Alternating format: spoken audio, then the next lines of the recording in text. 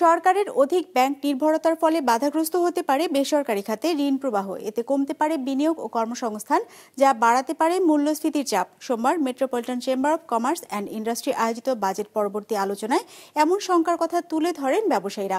একই সাথে 2025-26 অর্থ বছরের বাজেটে শুল্ক কাঠামোর কারণে ব্যবসার খরচ বাড়বে বলেও মত তাদের।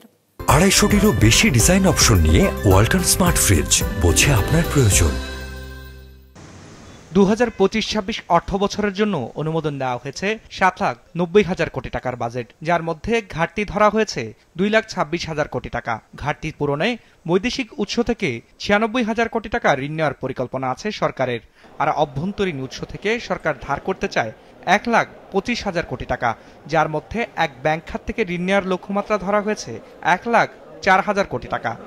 তবে ব্যাংক খাত থেকে সরকার এত বেশি ঋণ নিলে চাপে পড়বে ব্যবসায়ীরা, এমন মত উঠে আসে metropolitan chamber of commerce and ইন্ডাস্ট্রির এই আলোচনায়।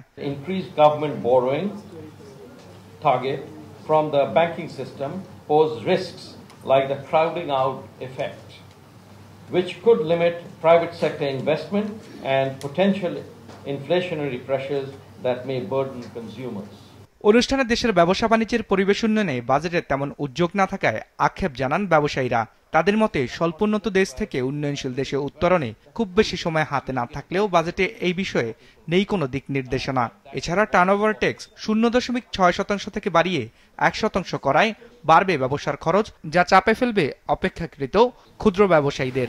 We contend that this shift is inconsistent with sound tax policy principles, particularly those focused on encouraging formalization and lowering business costs.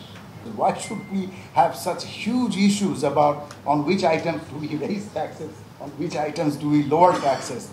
These should be such settled issues.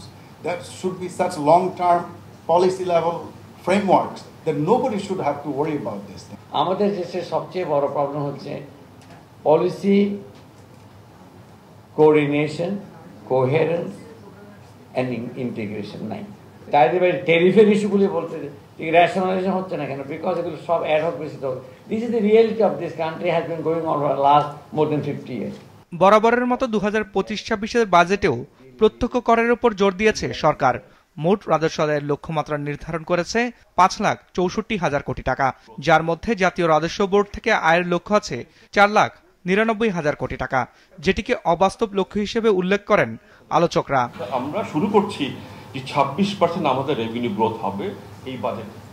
এটা কতটুকু realistic? এটাই আসলে বাজেটের heart হচ্ছে আপনার রিসোর্স এনভেলপ, এবং তার একটা বড় অংশ আসবে আপনার রেভিনিউ থেকে। এখন আপনারা বুঝেন যে রেভিনিউ আমরা কি এটা করতে পারবো কিনা। যদি পারি, এটা করার জন্য যেই ধরনের অ্যাডমিনিস্ট্রেটিভ রিফর্ম বা আপনার রিফর্মগুলো দরকার, সেগুলো আমরা আসলে দেখি দেয়। এখন এনবিআর এর আমি মনে করি সেক্রেটারি আচুনি হয়তো কিছু বলতে পারবেন, বাট এই জায়গায় কিন্তু মেজর আমাদের কাজ করতে হবে। অনুষ্ঠানে সরকারের পক্ষ থেকে বলা হয়, বিদেশি ঋণ ও সহায়তার উপর অধিক নির্ভরতার কারণে দেশে কাঙ্ক্ষিত হারে বাড়ছে না রাজস্ব আদায়।